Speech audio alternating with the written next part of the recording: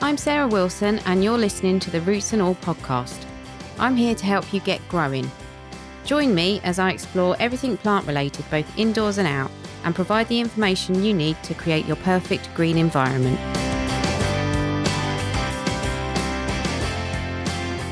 Hello and welcome to this week's episode of the podcast. This week I'm speaking to Nick de Rothschild, President of the Nerine and Amaryllid Society and of Exbury Gardens in the New Forest. The gardens at Exbury play host to a huge range of plants, providing interest throughout the year, but one of the jewels in the crown is the collection of nerines. There are many types of nerines planted in the garden, and an exhibition is currently underway of one particular species, sarniensis. If you're not familiar with this species, I've posted some images from my visit on the Roots and All social media, and I hope you're as blown away by the otherworldly beauty of these flowers as I was. I started by asking Nick about the different types of nerines grown at Exbury. We grow Nerine sarniensis as a main crop, and then we grow some Bowdenais and some Amarines, and we have quite a few species nerines as well.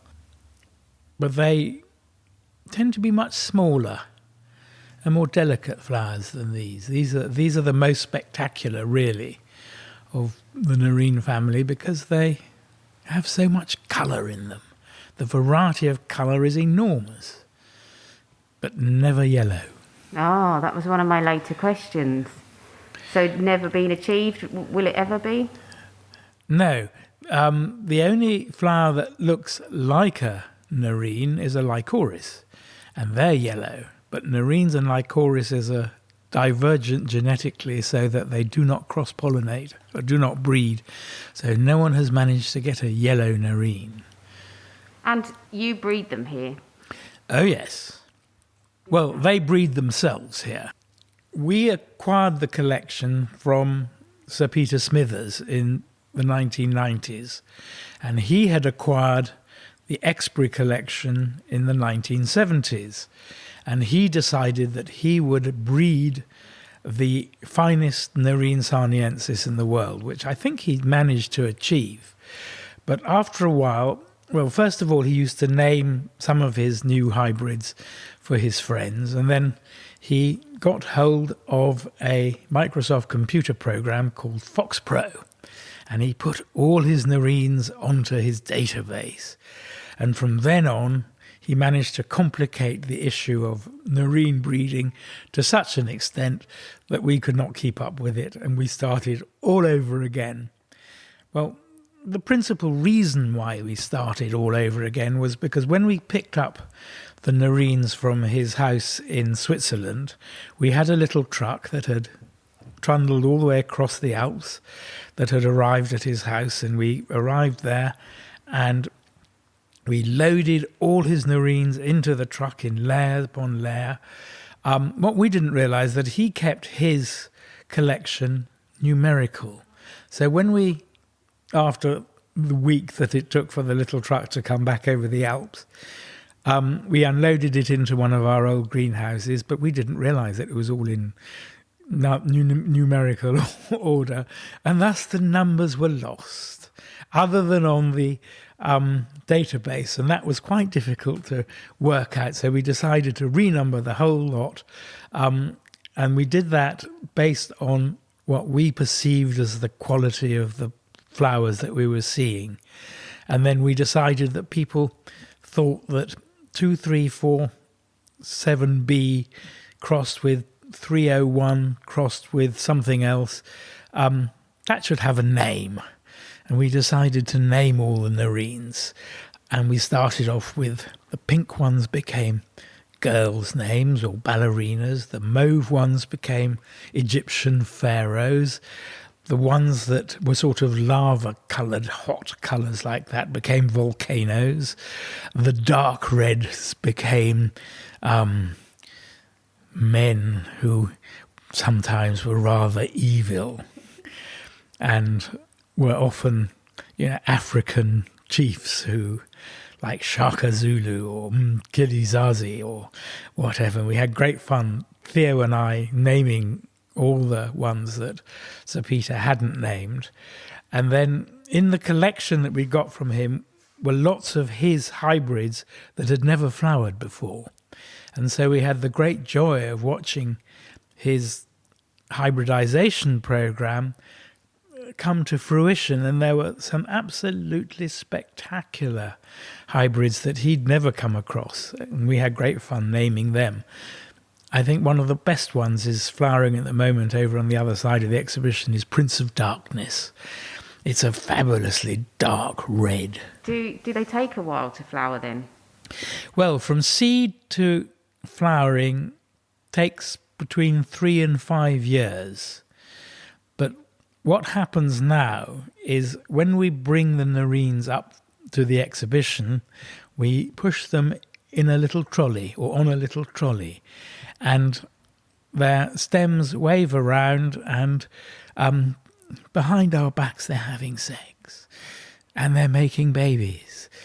So we collect the seed from the female plant and put that on the label that it comes from there, so we can sort of detect aspects of what that flower is. But the male plant could be a bee, it could be because they touch each other in the exhibition or on their way to the exhibition. But frankly, we've got so many different colours that what we do is we look for good ones. And when we spot a good one, that then goes onto our look-see bench. And if it multiplies up, because the bulbs split over the years, if it throws enough babies, then they get into the numbered line. And if then they shine from there, then we'll pull them out, we'll compare them to anything else that we've got, and if they're unique, then they'll go for naming. And then the whole, what we're going to name it is the next part of the story. I think more recently we've been calling it after our friend, calling them for our friends and things like that. So it sounds as if they might be fairly easy for people who want to try breeding them at home. You can breed them at home, dib, dib, dib, dab, dab, dab, and you got to get the pollen from the one and put it onto the other, and you need sort of wind-free environment for them. Otherwise, the pollen might have come from another one. But and then if he got seed, he then pop that up. The seed is ripe and ready immediately. It comes out of the seed pod. You mustn't dry it or do anything to it, but plant it, because it's ready to rock and roll right away.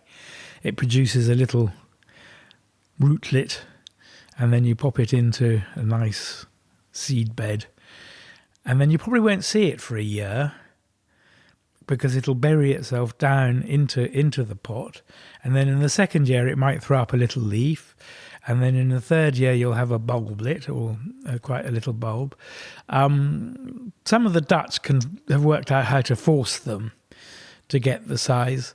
But what's interesting is we've got plants in the glass house that we've had in tiny little containers that are sort of 2-3 centimetres square with about 3 or 4 centimetres deep, and the bulbs will live in there for 10-20 years quite happily. They're incredibly robust, and the bulbs, we have some in the collection that are 50-60 years old, some maybe even slightly older than that. They're very, very long-lived plants, and they like to sit up on the surface of the soil, generally speaking, with about a third of the bulb out of the ground. So when Smithers was breeding them, do you think that possibly a lot of these came from a few parent plants? He had his favourite parent plants, yes, but none of those came with the collection to him, because he had a relatively small glasshouse greenhouse, and what he would do was every year when they flowered, he'd have a beauty parade, and he'd put all the orange ones together, all the pink ones together, and he'd compare his new hybrids with those, and And if they were any good, they went into the collection, and the worst one of what he had before would be thrown away or given away. You know, he was a fanatical collector of the plants, but the majority of his stock started as Exbury, and he'd bought a few as a young man and had them with him. And when, obviously, you've grown them from seed, and then presumably the bulbs will bulk up and you can split them in that way? Yes, they take a bit of time to bulk up. Some bulk up very quickly, but others split down quite slowly. But you can increase the numbers quite quickly by cutting them up, the bulbs, and as long as you got a little bit of the base plate on that, and then you put them into bags filled with perlite, and within 3 months or so, the little babies will have grown around the edge of the cut slice, and thus you can replicate fairly quickly. But we don't worry about that. We have some old boy who does it for us, but we don't do that commercially, because you end up with just hundreds and hundreds, and we're not a commercial operation. We're a private collection that we like to show off. Where are they from originally? South Africa. They come from the Cape Province. You know, originally they found them on Table Mountain, and that's how they got to Europe, was from a Dutch East Indiaman that had stopped off in the Cape and had picked up Dutch people, and one of them was carrying a box of bulbs, because these were, you know, they were real money in those days. The first Nerines that we know of were on sale in Paris in the 1630s or so, and we know that a Cromwellian general called Honest John Lambert had them in his collection, or had some in his collection. And after the Civil War, he was exiled to Guernsey because he had wisely not signed Charles I's death warrant. All those who'd signed Charles I's death warrant met a grisly end, but he got exiled to Guernsey. And we think that he'd taken his collection of bulbs and plants with him, because we know he was also visited in Guernsey by his daughters. But the other story goes that the box of bulbs that were picked up in South Africa on this East Indiaman grounded in a nasty storm on Guernsey's beaches. And the Jurat of Guernsey, Mr. Samares, rescued the passengers off the ship, and they were grateful for having had their lives saved and gave him these box of bulbs as a present. And from then on in, the Nerine sarniensis, which was... They thought in those days that the bulbs had come from Japan. They didn't know they'd come from... And they got named sarniensis after Guernsey and Nerine after a sea naiad, one of the little sea maidens. Yeah. But whether this story was made up to cover up the fact that they nicked Honest John's bulbs, because he was then sent to Portland, and when his daughters went to try and retrieve his bulb collection, they got told it didn't exist anymore. So there could be skullduggery, but nobody knows. And was there ever a kind of Nerine craze, like there was a tulip craze? Were they particularly fashionable at any point? Well, yes. I mean, people like my grandfather was a big collector of Nerines. He had great fun. He hybridized loads of them. But he never got to the level of sophistication that Smithers did. Smithers had a much more sophisticated eye, and he developed the crinkle, the sparkle, and the round head of the flower with multiple florets in. This was his he really did very well. And what is the cause of the sparkle? And the cause of the sparkle, I know the answer to that. No one else does, except my daughter, who looked at the petal of a nerine under an electron microscope when she was at Leeds University. And what she found was that the surface of the flower, each cell was angled at a different angle, and that the surface was reflective. And so the sunlight or whatever bounces off, and as you move your head, so you will see the reflection from one of the different cells, and that's how they come about. But what makes the reflection golden, or what makes a reflection silver, that comes from sort of further within the cell, the flower itself. But the orangey coloured ones tend to be golden, and the white and pink ones tend to be silver. And when you're breeding them, I'm assuming then some don't sparkle as much as others? That is they all seem to sparkle now. Well, I think the species sparkles.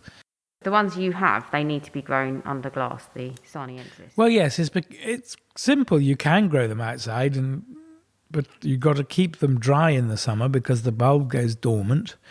The leaves die in April and go yellow, and you take those off, and then the bulb keeps its roots going until the end of July, the beginning of August.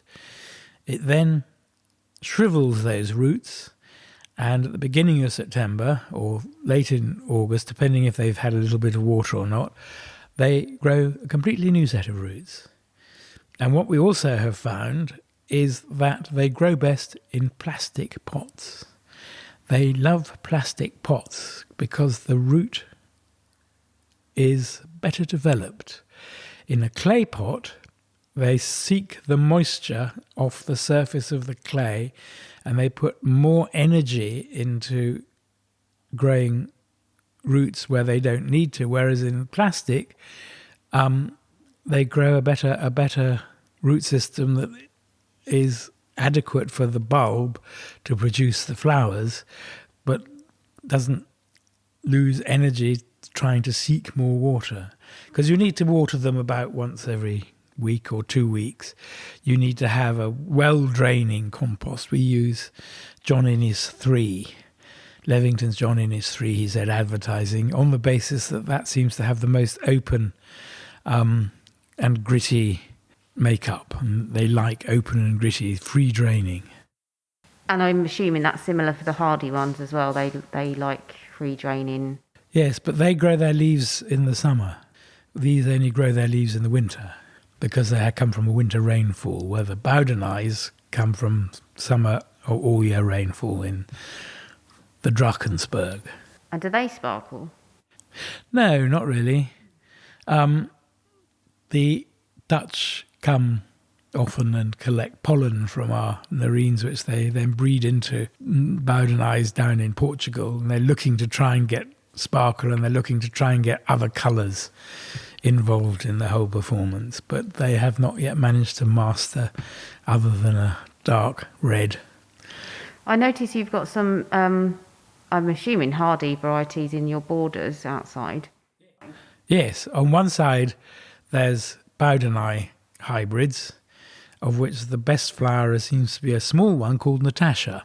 That seems to be the one that really has proved to be very floriferous.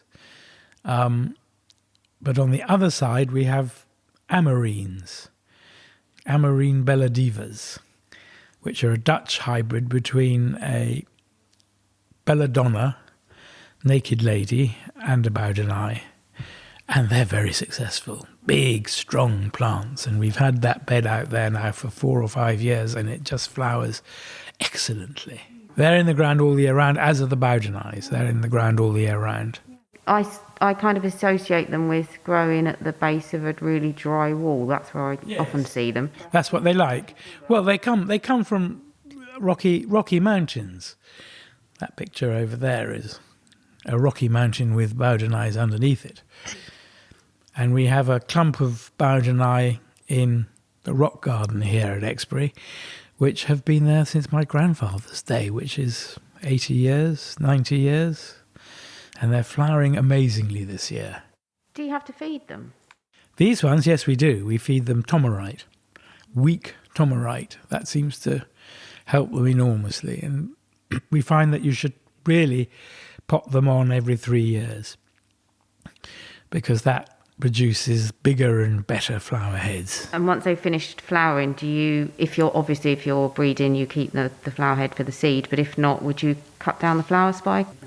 No, it's quite specific. If you cut them, you have run the danger of virus. So you need to put your scissors into Jay's fluid between cutting. But what you actually, the Dutch taught us, is you hold the top of the bulb between two fingers and you yank the stalk out and it comes out perfectly. But you wait till it goes dry. And as you say, you know, it'll hold its colour if the seeds are there, and then when the seeds are ripe, they'll pop out of the seed pod. There's usually sort of 3 or 4 seeds in each pod, and then you have to plant those immediately because they come ready with their little root. And do they suffer from any particular pests and diseases? So obviously the virus is one. They suffer from mealybug, the dreaded mealybug. Yeah. We usually put in a systemic bug killer into the watering at the very beginning of the season, and that tends to work very well. Otherwise, you can dip them with methylated, or you can do all sorts of squeezing your little monsters. No, they are a problem, mealybug. How long is the exhibition running for? We started on the 1st of October and we'll be closing it at the 1st of November, which by the end, this year I think will be quite full of flower because it seems to be, we thought it was going to be an early season, but it's turned out to be quite a late season. We think that the flowering is triggered by temperature fluctuation in August. You know how some days in August you get those really nice hot days in the daytime and the nighttime goes down to 10 or whatever. And we reckon if there's a fluctuation of 10 to 15 degrees at night, between day and night, that tells the bulb it's time to get ready to go, because that seems to be the trigger.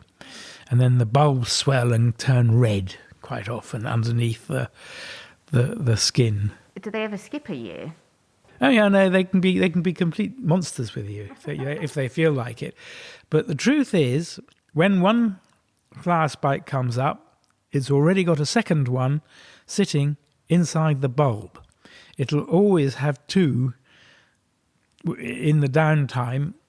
It'll always have 2 flower buds ready to rock and roll, or should do.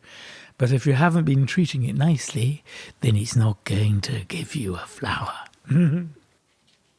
I think somebody needs to sign up Nick to record audiobooks.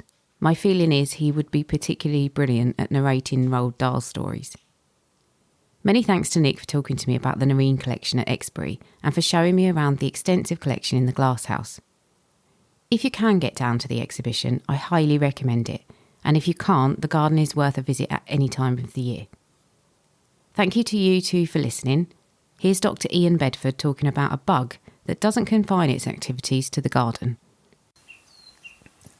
Having friends who are serious arachnophobes, I'm very aware of the anxiety that autumn can bring to families all across the country, since every year it heralds the appearance of large hairy house spiders that usually during the evenings scuttle out from the shadows across the carpet, then disappear behind a sideboard, only to reappear a few hours later, motionlessly clinging to a curtain or skulking along the arm of a sofa.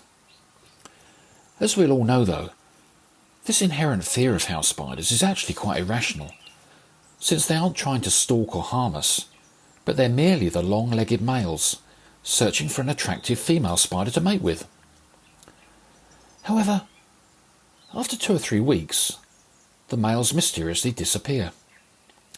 So where did they go after their autumnal escapades around our homes? And come to think of it, where were all those alluring female spiders that they were searching for? Well, it's a fairly simple story, but probably not one that our arachnophobic friends and family might wish to know. Over that 2 to 3 week period, most of the male spiders would have detected the scent of a newly receptive female, followed it, found her, then mated and died. The mated females will then lie dormant throughout the winter amongst their untidy mat of webbing, while they'll have been living and growing within our homes for the past 2 years, covertly tucked away under furniture, on top of a cupboard, behind a bed, or beneath the floorboards, where they'll have caught and eaten various bugs, such as woodlice and beetles, that inadvertently wandered too close. Come spring, the female house spiders become active and start producing a number of silken sacs that they fill with eggs and suspend within and around their webs. When all their eggs have been laid, the females' lives are over and they crawl away and die. After about 6 weeks, a small hole will appear in each of those egg sacs, from which around 50 tiny spiderlings will emerge. These will quickly disperse around our homes to find a suitable place to build their own webs, catch prey, and for the very lucky few, become adult house spiders in 2 years' time. You can download or listen to the podcast direct from the website www.rootsandall.co.uk, where you'll also find my blog and a sign-up form for the newsletter, which gives you a weekly roundup of content, plus the inside scoop on things like upcoming guests. Or you can subscribe wherever you normally get your podcasts. Email me with comments and feedback at podcast@rootsandall.co.uk. Follow me on Twitter, Roots and All, Facebook, Roots and All UK, and Instagram, Roots and All Pod. But please also check out my Patreon, where you can make a one-off donation or take out a monthly subscription to help support my work, because if you like what I do, please help me to continue doing it. Even if you make a one-off donation of £1, trust me, it all helps and I will be immensely grateful. So please go to Patreon and search for Roots and All.